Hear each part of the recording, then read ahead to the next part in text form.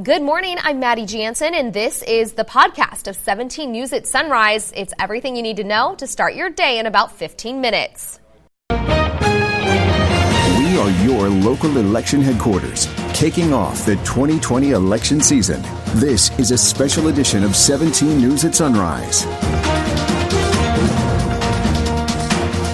Good morning. It's 5 a.m. Thanks for joining us for this special edition of 17 News at Sunrise on this Friday, June 28th, 2019. I'm Maddie Jansen. And I'm Alex Fisher alongside with Kevin Charette. The first round of debates has come to a close and we'll have team coverage coming up. But first, we are rounding off June with a beautiful forecast. It was gorgeous yesterday. Yeah, 80s. We will warm it up a little bit today, but let's focus on yesterday. And if you enjoyed it, well, you should have, because take a look at the temperature. We hit 84 degrees. Yes, and last year on that date, we hit 101. So last year, we were in the triple digits, and yesterday hitting 84 degrees, which was perfect. We've got 62 right now in Bakersfield with a light wind out of the north at 6 miles per hour. And as we take a look at the day here, we will be starting out in the lower 60s, 81 at noon, and by 3 o'clock, 88. And then for the mountains, 50 degrees right now with a west-northwest wind at 3. Wind shouldn't be as strong as they have been. And as we take a look at the temperature, starting out in the lower 50s and then 70s throughout the afternoon. By 3 o'clock, look for that westerly wind right around 13. Just like that, the first Democratic presidential primary debate has come and gone. Analysts called it the main event. The second group of Democratic presidential hopefuls, those leading in the polls and fundraising efforts, squared off for the first time last night. It is a crowded field. 20 candidates are seeking the nomination and are all looking to stand out to voters. As we recap everything for you this morning, we once again have team coverage. 17's Vanessa Dillon is in our newsroom, Eitan Wallace in our election headquarters, and Sarah Dolliffe is outside the debate hall in Miami. Millions of Americans tuned into the debates both nights to see what the candidates had to say. The ratings were in for night one, which drew in 15.3 million viewers across NBC, MSNBC, and Telemundo platforms. That tops the number of viewers who watched the Democratic debates in both 2008 and 2012, though those debates aired on one channel as opposed to 3. More than 9 million viewers watched the first night of the debates via live stream. But those numbers all fell short of the primaries in 2016 election cycles when the candidate Trump drew a massive viewership. The Republican primary debate in August 2015 drew more than 24 million viewers on Fox News. We begin our team coverage this morning with 17's Eitan Wallace. Eitan, what happened last night? What's to come, and what does this all mean for the big race? Well, good morning, Alex and Maddie, and there certainly were a lot of fireworks last night. And as you mentioned, this was the second group of 10 presidential Democratic hopefuls that dueled it out last night. That includes top contenders, including Senator Bernie Sanders and former Vice President Joe Biden. Now, as we take a look at the video, there were also some lesser-known candidates that dueled it out. Now, they worked to break out from the pack and make their way into the top tier. Now, the candidates discussed a broad range of topics, ranging from tax cuts to health care to immigration. And here are some of the key moments from last night's 2-hour debate, including one standout back and forth during the beginning of the debate when California Senator Kamala Harris delivered what some are calling the line of the night. Please, we will let you all speak. Senator Harris. You can't afford to wait for evolution on these issues. Hey, guys, you know what? America does not want to witness a food fight. They want to know how we're going to put food on their table. Yes. I was 6 years old when a presidential candidate came to the California Democratic Convention and said, it's time to pass the torch to a new generation of Americans.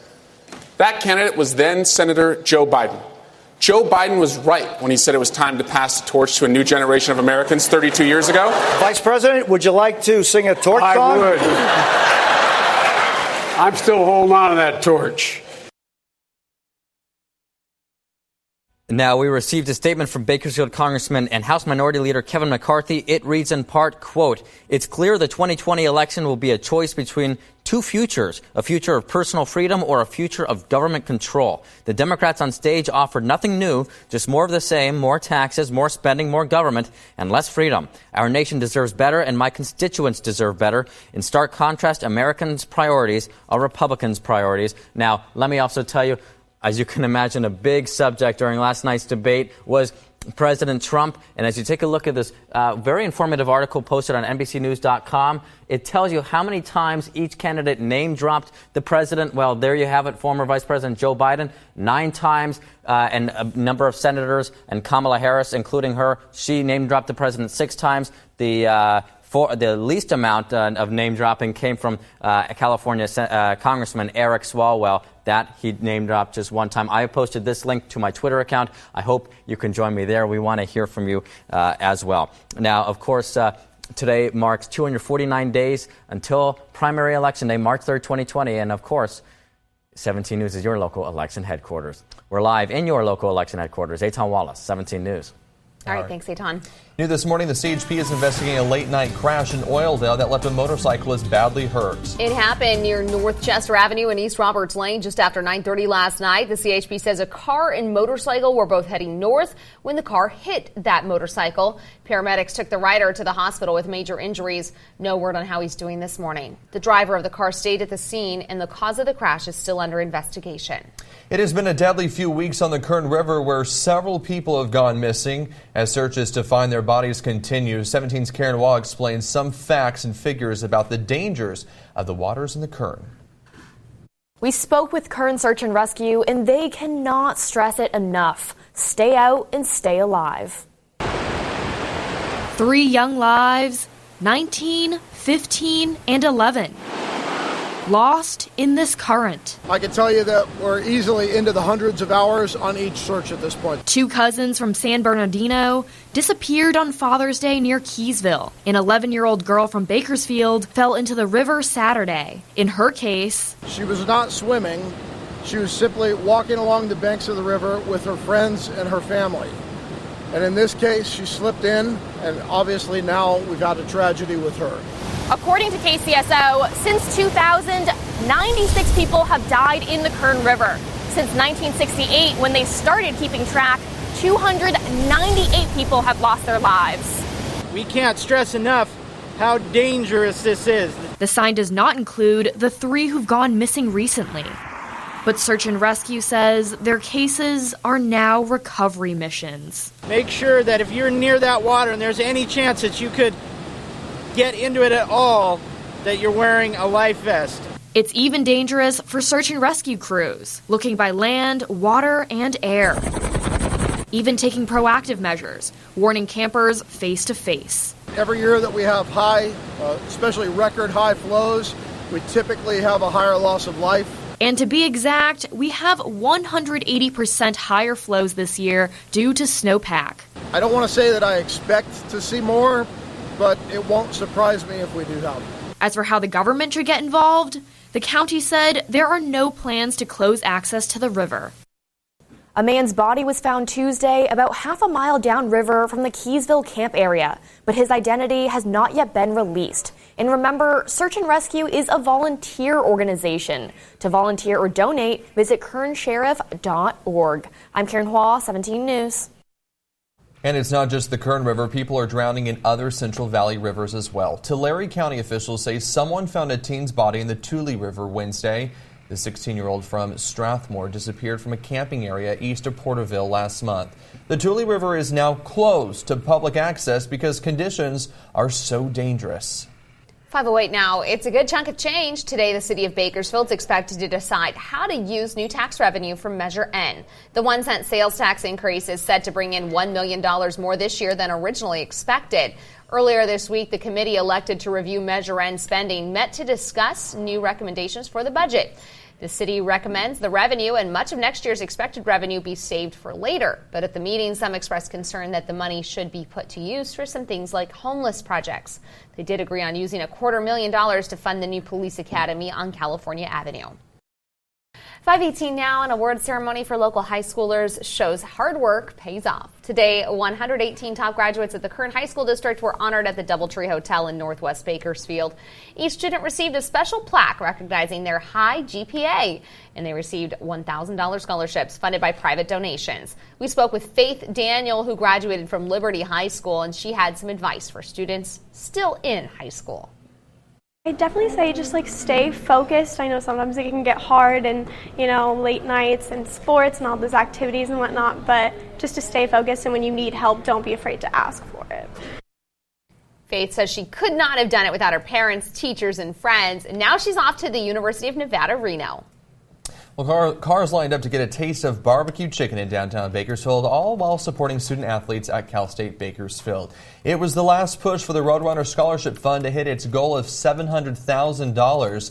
Yesterday, Salty's Barbecue sold barbecue lunches behind the Fox Theater to raise money. Jeff Salters, the owner of Salty, said one of the best things about the community is how it comes together for these kind of events. Each lunch sold for $10, with the money going straight to the fund. Over $2,000 was raised for the scholarship. Well, he's battling cancer for the 7th time and set to be immortalized in downtown Bakersfield. Centennial High School superfan David Marcus is a familiar face at local sports games and charity events. Even when battling cancer, he makes sure to keep that positive attitude and spread his faith. Marcus was nominated for a star on the Fox Theater's Walk of Stars. The goal was $5,000 with donations being raised on a GoFundMe account. And yesterday, the GoFundMe shot past the goal. At last check, more than $5,500 raised in honor of David. A big congratulations. Can't wait to see a star out there. Absolutely. So deserved. It's 5:22 now. India is nuts for almonds that come from the Central Valley. But farmers here in California are facing uncertainty in the wake of new tariffs. India became the world's largest importer last year amid a booming health-conscious middle class obsessed with superfood snacks. But the nation has imposed tariffs on almonds and other products in response to higher tariffs from Washington on Indian products like steel and aluminum. Almonds are California's top agricultural export, with a value of almost $4.5 billion in foreign sales in 2017. India is actually our #1 export market right now. So when you think of these tariffs, that's hitting us in an important place. So far, almond prices in India haven't gone up, but farmers say contracts between the U.S. and India are already set for the upcoming fall harvest, so the true effects of the tariffs might not be felt until next year. Just about 6 weeks left of summer, and Target's helping teachers get off to the right start. From July 13th through the 20th, teachers can save 15% on school supplies as well as women and men's clothing with a valid teacher's ID. Other classroom items are also available for the promotion. The discount can be used in store or online and is available for all educators, including homeschool and daycare centers. We've posted a link to the coupon on our website, kget.com. Credit unions are well known for fees and rates that beat the banks. But how do you find the right one? Money expert Stacey Johnson explains. Lots of people like credit unions better than banks. Who can blame them? Because they're nonprofit, credit unions often have lower rates on loans and credit cards, higher rates on savings, and fewer fees for things like checking. To some, they're also friendlier. I enjoy the small personal touch that they give. A lot easier to manage the credit unions than it is for the big banks because you don't know where your fees are all coming from. You're just some number for them. But how do you find a credit union that's right for you? Obviously, you want to do things like compare rates and fees, but what else should you be looking at? First question, can you join? Some credit unions are restricted to certain professions or companies. With others, though, you just need to live in the area. How do you find one? There are online resources that can help. Next, locations. Since credit union branches aren't as plentiful as banks, ask if they're a member of a shared branch network.